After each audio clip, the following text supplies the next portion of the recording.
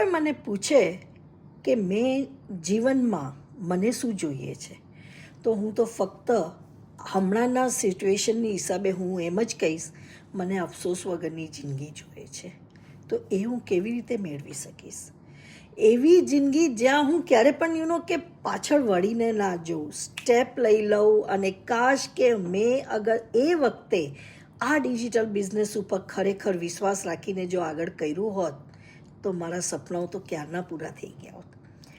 સપનાઓને પૂરા કરવા માટે કે હિંમતની સાથે સાથે ટ્રસ્ટ પણ જરૂર છે. કેરિયર હોય કે ફેમિલી હોય કે જવાબદારીઓ હોય કે કે સ્ટ્રગલ, એ અપસાઇડ ડાઉન, એ તો બધું છે ને આપણા જીવનનો ભાગ છે.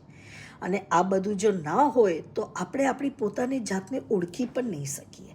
એટલે પોતાની જાતને ઓળખવા માટે બહુ સરળ અને સચ્ચો નિર્ણય એ જ છે કે આપણે કંઈક તો કરીએ, અફસોસ વગરની જિંદગી જીવવાનું શરૂઆત કરીએ.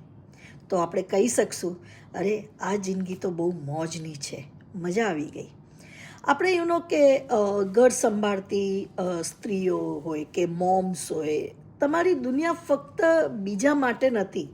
તમને પણ તમારા પોતાના સપનાઓને પૂર્ણ કરવાનો અધિકાર છે. અને એ અધિકાર પોતાના પરિવારની સાથે જ એટેચ છે.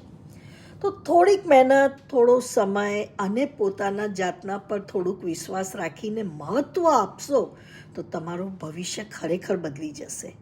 જો તમે પણ આવું જીવન કંઈ જીવવા માંગતા હોય અને તમને કે અંતે તમને ખરેખર અફસોસ ના થવું જોઈએ કે મેં જે કર્યું છે એ રાઈટ ચોઇસ છે અને રાઈટ ડિસિઝન છે રાઈટ ફ્યુચર માટે.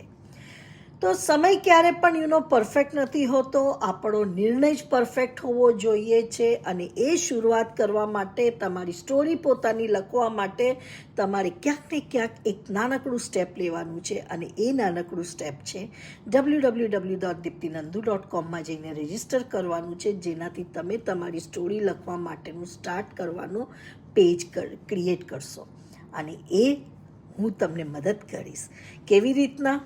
લેટ્સ સ્ટે ટ્યુન અને સ્ટાર્ટ લખીને મારી પાસેથી ઇન્ફોર્મેશન પામજો. Thank you.